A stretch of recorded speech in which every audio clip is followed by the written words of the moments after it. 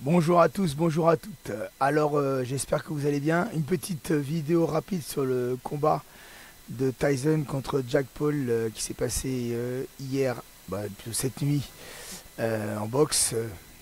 Qui est le grand vainqueur? C'est la question que je me pose.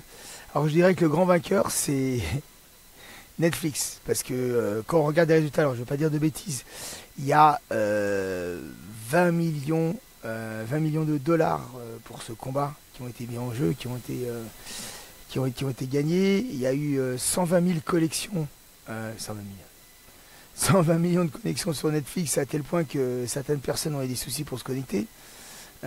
Franchement, gros coup, belle arrivée de Netflix dans la boxe. On peut dire que Tyson est toujours très très bien suivi, il n'y a pas de souci. Là, si tout ça a été vendu, c'est grâce à Tyson, hein.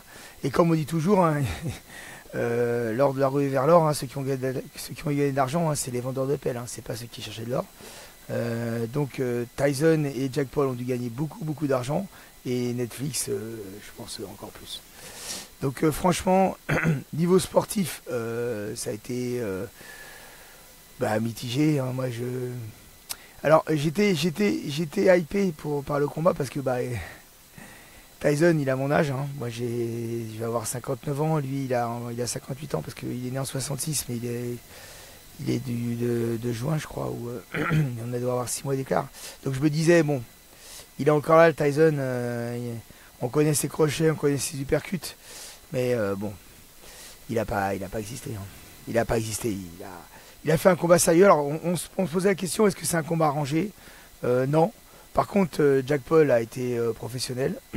Il a fait durer le combat, il aurait pu l'arrêter. Il aurait pu l'arrêter au troisième round parce que il a été assez solidement touché au troisième round. Il aurait pu enchaîner et pas le lâcher et l'asphyxier. Il a été professionnel, hein. Tyson a marqué, je crois qu'il a gagné, pour certains juges, il a gagné qu'un round sur les 8, alors qu'il y a un juge qui a donné 8 rounds,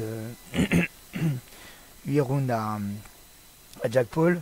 Que dire, l'âge est là, hein. L'âge est là, le passé, son passé un peu tumultueux est là aussi.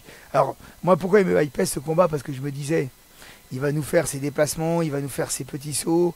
L'arme de Tyson, c'était son fameux déhanché avec la tête, son déplacement, ses petits sauts vers l'avant, son overhead, parce que bon, comme il est un peu plus petit pour le poids, il a toujours affronté des gens qui étaient un peu plus grands. Donc passer en dessous la garde, revenir en crochet ou revenir en uppercut. Je pensais que ça allait faire ça, mais bon, à 58 ans, on est moins mobile. Surtout que il a avoué après, d'après ce que j'ai entendu, après le combat, il a avoué qu'il avait mal au genou. Donc est-ce que c'est ça qui l'a pénalisé? On a vu un peu des vidéos de présentation. Moi je me disais, Jack Paul, j'espère qu'il est prêt parce que Tyson il va envoyer. Et en fin de compte, j'étais un peu déçu. Et bon, on est revenu à une réalité entre deux combattants dont il y en a un qui a 30 ans de moins. On voit ce que ça donne, hein. Mais Jack Paul a gagné. Alors il y avait des règles qui étaient un peu spéciales, c'est pour ça que je pense qu'il n'a pas fini au troisième round, parce que d'après ce que j'ai compris, pour être officiel, il fallait qu'il fasse au moins 4 rounds. Donc s'il le mettait KO au troisième, il n'était pas officiel. Et si Jack Paul voulait que sur son CV il y ait marqué un moment victoire contre Tyson, il fallait qu'il le maintienne en vie pendant au moins 4 rounds.